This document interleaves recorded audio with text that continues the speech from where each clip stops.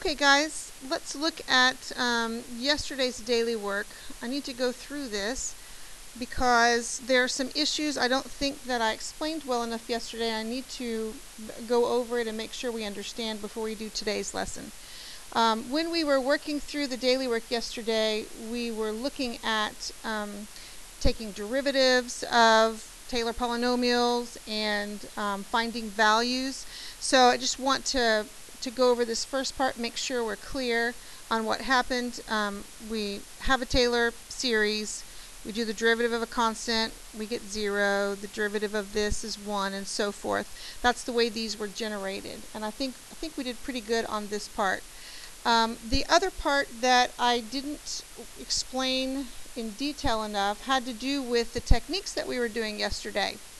And the techniques that we were doing yesterday have to do with using substitution to substitute into a series and adding two series together. Those techniques will not work universally.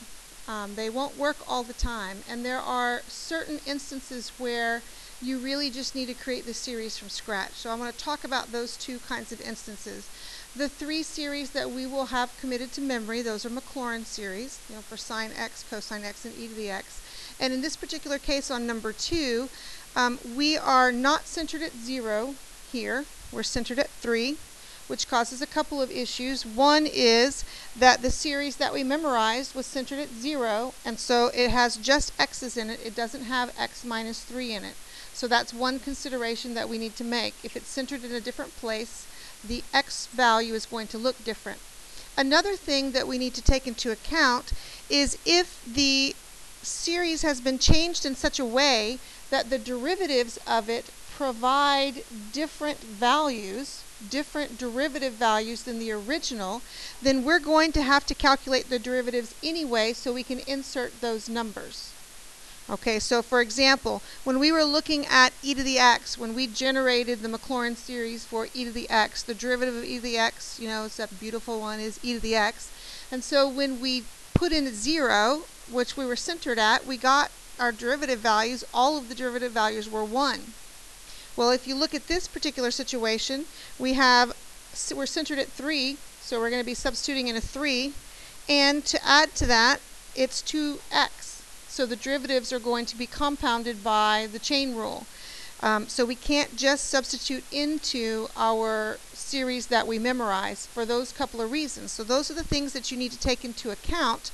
Let's look at number 3 just kind of briefly. When you are deciding whether to use that technique of substituting into the series that you have memorized, or whether you are going to create it from scratch, you need to look at those two things. First of all, is it centered at the same place? In this particular case, we would answer yes to that if we were going to use the sine series. It is centered at 0, just like the one we memorized. The second thing that we need to ask ourselves is, if I were to take derivatives of this particular rendition of a series, would I get the same values as my original series that was created? And in this case, it would definitely be no. I wouldn't get the same derivatives. Even though I'm centered at the same place, I would get different derivative values. And so if we're going to have to find derivative values anyway, it would just be just as quick to go ahead and create this particular series from scratch. So that's one thing we need from whenever we're looking at using those techniques, which we will in the today and the next days. We have to ask ourselves those two questions. Is it centered in the same place? And if I took derivatives of it, would it create different constants than my original series created? Okay? Let's go ahead and let's look at today's lesson. We're into day 2 of Taylor series. And we are going to use Taylor series in a little bit of a different way than we have in the past. Our one day of working with it. So let's take a look. As you look at the instructions for part A, probably become pretty apparent why it's going to be important to memorize those, because You know, that would just save you time. They want us to find a Maclaurin series for f of x equals e to the x. Well, we, would already know that. That would already be in our memory banks. And so we would write it down.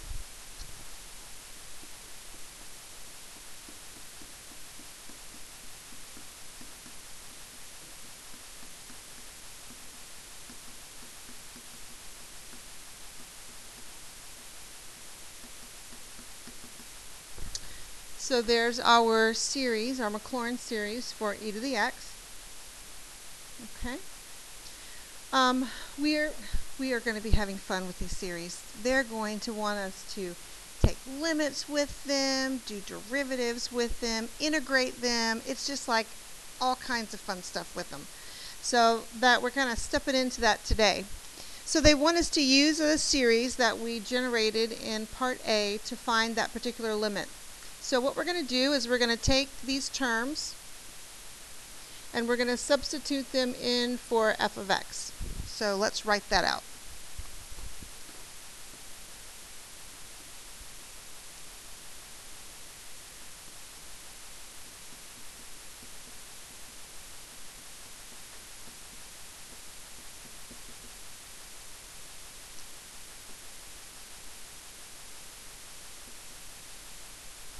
Okay, so I substituted the terms that we generated, the 4 terms, that's our standard. We have a minimum of 4 for f of x. So we replaced this with the 4 terms from that Maclaurin series. And then notice this minus 1 is this minus 1 over 2 to the x. So what we do next is we simplify what we have. Just kind of, simplify, pretty it up. This 1 would cancel with this 1. And this x is going to affect all of these values, these x, right? So although we got rid of a constant, because of this, we're going to gain, another gain of 1. I'm going to leave the 2 in the denominator, and I'm just going to simplify all of these terms. So if you do that with me.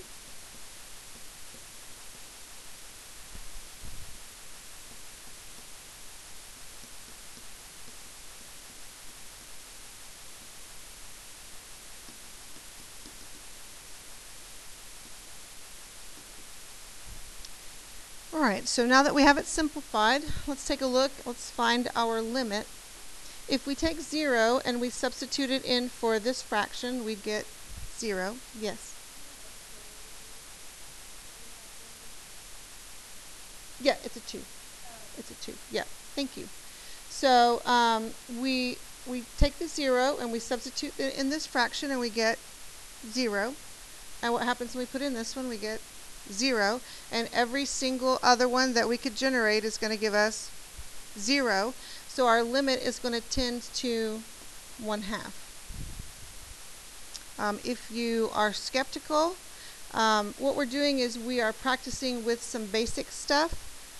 Certainly we could do more complicated limits, but if you wanted to just check the limit to see that we've done it correctly, we could substitute e to the x for f of x. When we do that, we get 0 over 0, which allows us to use L'Hopital. And we could use L'Hopital to check. You don't have to do that. I'm just showing you. If you were concerned, then you would be able to do that. So we have the limit, x goes to 0.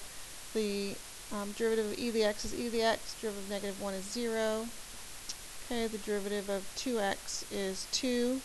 And you'll see as we go to 0, we get 1/2. So, checks out. Okay so far? Alright, let's take a look at our next page.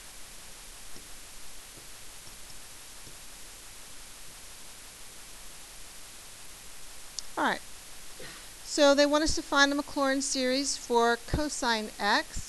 Give the first 4 non-zero terms and the general term. Again, you would already have this in your memory banks. If you didn't, then you would have to generate it. You have to take the time to find the derivatives and generate it. So not all is not lost. You can still generate it. It just takes a little bit longer. Alright, so let's write that out.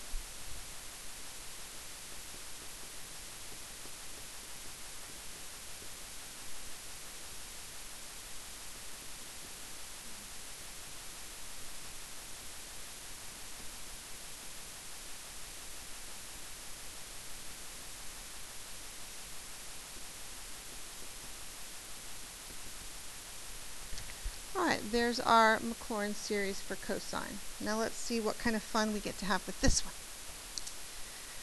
They want us to use our answer in part A to find a Maclaurin series for 1 minus cosine x over x squared. Give the first four non-zero terms in the general term. All right. Now, am I going to be fairly safe in using the techniques that we learned yesterday? So the question is, as I look at this portion, the portion that we generated the series for, has it altered in any way? Is the center different? Is the, are the derivatives going to be different? They're not. So we're quite safe to use the techniques that we learned yesterday. All right, we're going to do 1 minus that series that we got, and we're going to put that over x squared. So let's write that out. So 1 minus cosine x over x squared equals, put the 1 minus, now I'm going to write in for cosine x, I'm going to write in that sequence that I put up there, or that series. So 1 minus x squared over 2 factorial plus x to the 4th over 4 factorial minus x to the 6th over 6 factorial plus, and I went ahead and put the general term in. You don't have to, but I went ahead and did that. Negative 1 to the n, x to the 2n over 2n factorial. Okay, that is divided by x squared. Alright, so let's simplify and come up with a general term for our new series. So you probably noticed these ones are going to go away, but what's going to happen with our signs? They're all going to change, aren't they? They're all going to, if they were positive, they're negative. If they were negative, now they're positive. So they're going to change, and this x squared is going to simplify each of these terms. All right, we're going to simplify this. All the terms are being divided by x squared. So let's rewrite that.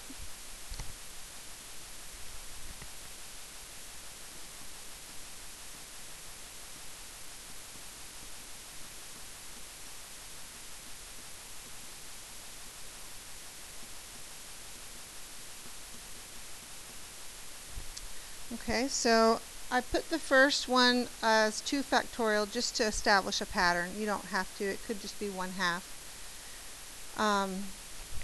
But we have these in factorial form. Might as well keep that. So we've got to come up with a general term for that. Now let's talk about general terms. The author of the general term is the one that knows where it starts, what n it starts at. And you may be able to tell what n it starts at. You probably will, maybe won't. So that to say that there are more than one general term are possible. There's more than one correct answer. How would you show what n you started at? How would you divulge that?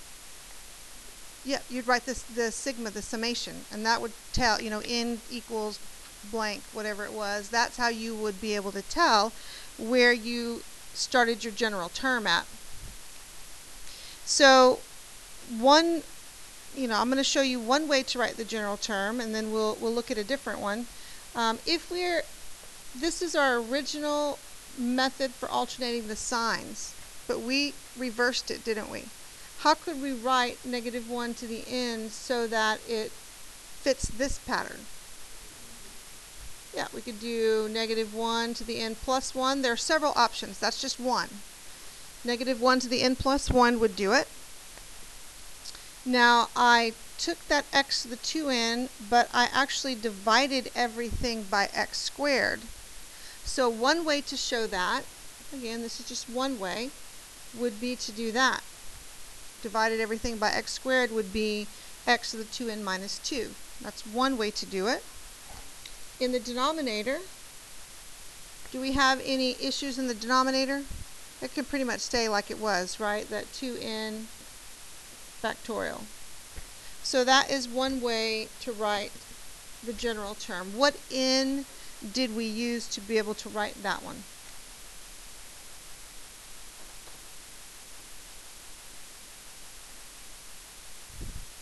ideas? 1. Let's see if we used a 1. Then that would be 2 minus 2 is 0. The x would go away, and it did. 2 factorial.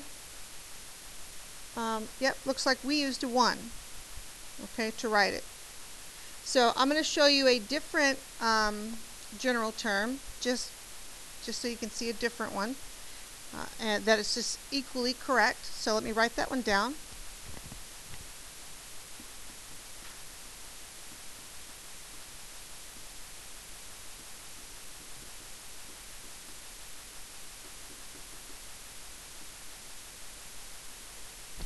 This one is equally correct. It just starts at a different n. Okay. So I'm just showing it so that you know that it's okay. It's all right to write it more than one way. Let's look at it. What does it start at? Do we think 0? So let's check it out. Does this start at 0? That would be positive. That would be 0. That would be gone. 2 factorial. Okay?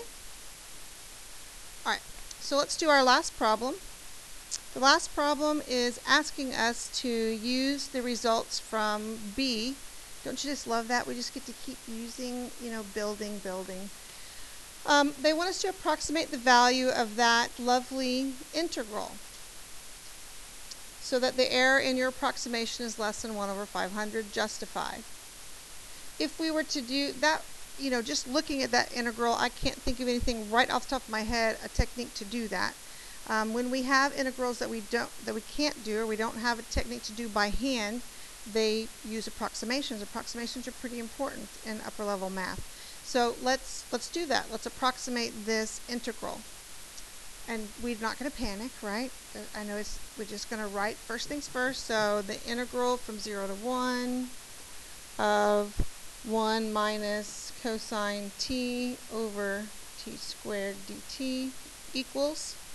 So we created this series. We're going to copy it in the integral. We're just going to rewrite it. So let's do that.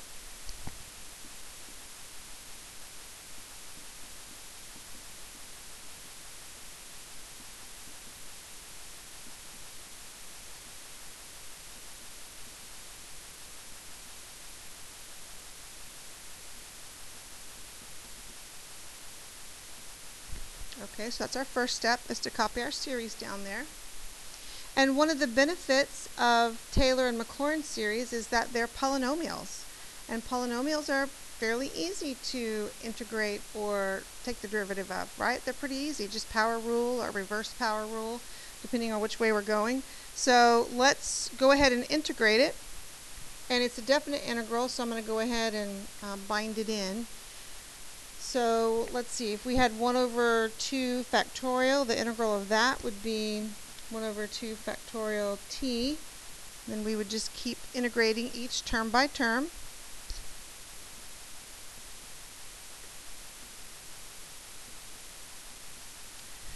No sense in trying to simplify. We would just leave it as 3 times 4 factorial. That would just take extra time, and it's really not necessary. So we just leave it like that, and we just keep going to each term.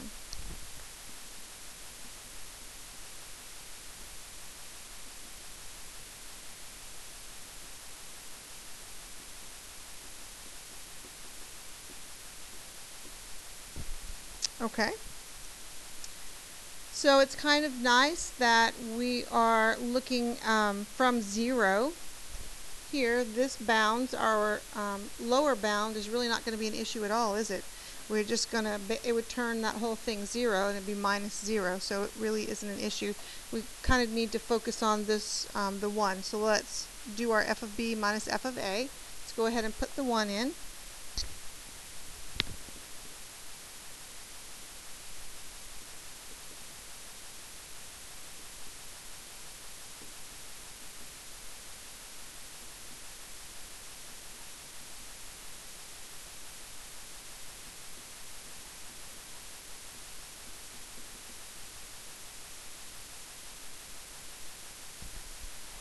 Okay, let's take a look at this. This hopefully should remind you of last unit, the last unit that we were in. Those are just numbers. And those terms are alternating, right? So they're talking about error. That's a series that's alternating. Do you think we could use the alternating series error? Yep, we could, right? Because the terms are alternating, decreasing, and the limit is 0. So that would be our justification. That's how we're going to do this part. That's what we'll write down. So we can use that. So let's see how many terms we need. We need terms. Remember, how do we know when to stop? What is the significance here? That the next term needs to be smaller than this, right? We need to go until the next term is smaller than 1 over 500. So let's take these terms and let's just see what's going on with them. So this would equal 1/2 minus 1 over 72 plus 1 over 5 times 720. Okay, so that is, definitely smaller than 1 over 500, right? We don't even have to multiply it out to know that it's smaller than 1 over 500. So we do our stop and chop. I know, we love doing that. We stop, and so our integral is going to be approximately 1/2 minus 1 over 72, which is 35 over 72. So that's our approximation of the integral, is 35 over 72. Our error is less than our next term, which is 1 over 5 times 720, which is in turn less than 1 over 500, which is what they asked us to have that level of accuracy. And to justify, we would say because the terms are alternating, check, decreasing in magnitude, check, and the limit is 0. That's our justification. Basically, that's an alternating series. So therefore, we can use the alternating series remainder. Alternating series remainder. There we go. All right.